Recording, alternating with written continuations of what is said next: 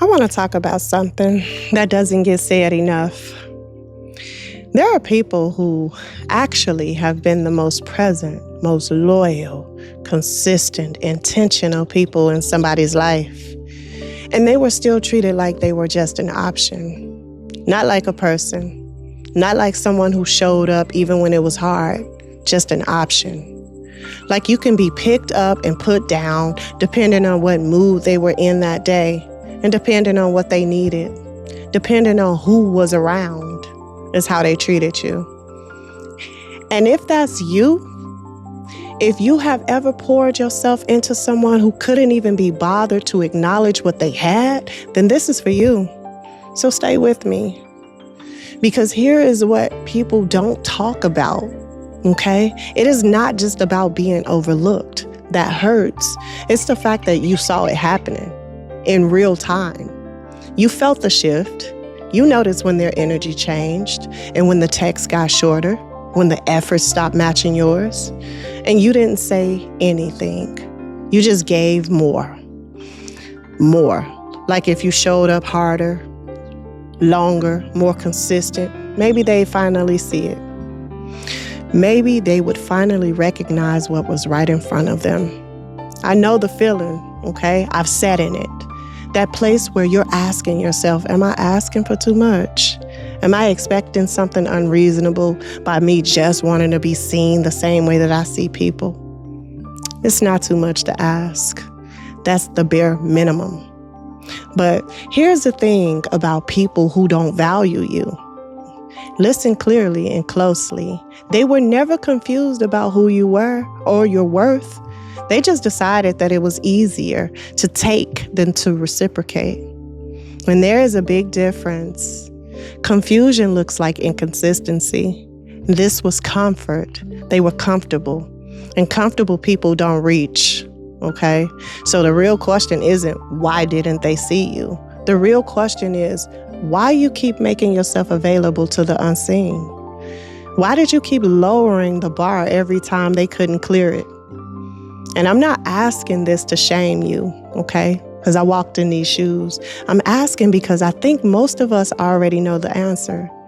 You love them, or you needed them, or somewhere along the way you started believing that the love that you gave was only valuable if they received it a certain way.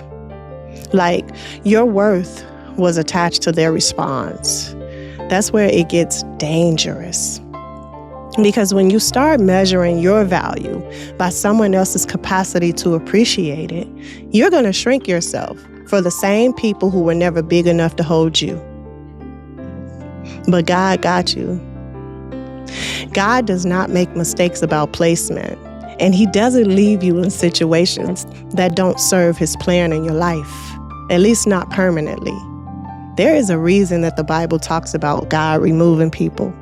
And it's not because they're bad necessarily, but because the assignment was done. Because what you needed to learn from that season had already been learned. And sometimes people don't leave on their own because they are too comfortable with where they are.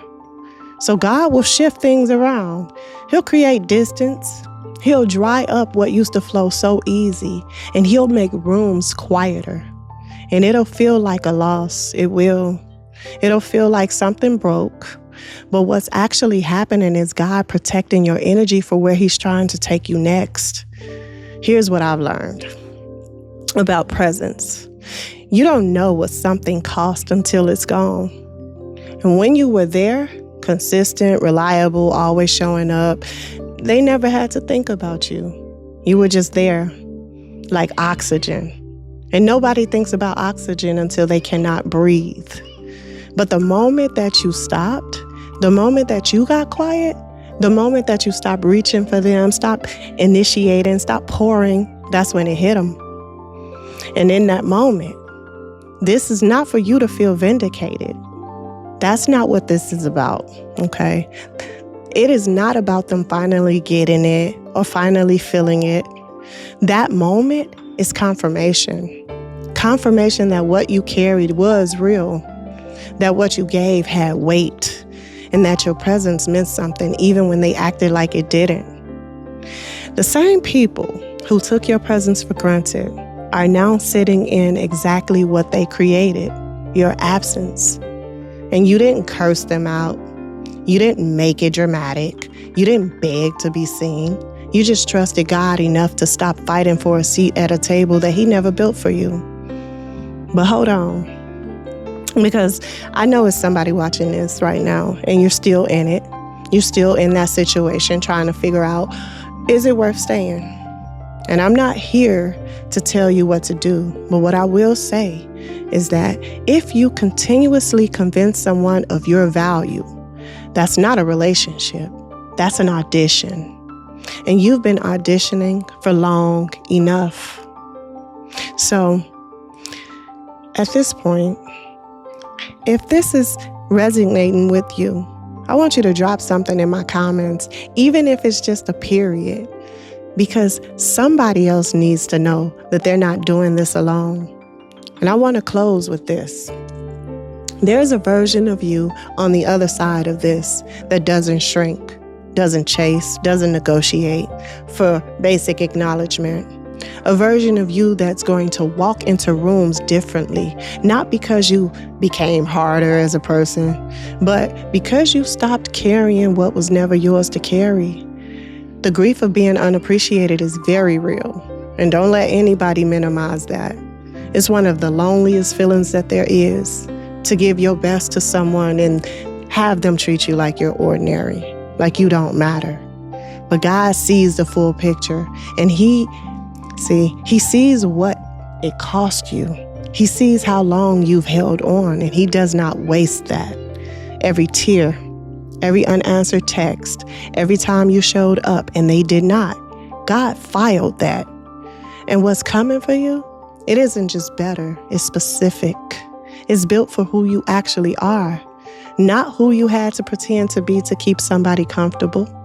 And some lessons cost people everything. That's on them. You just make sure that you don't repeat the class.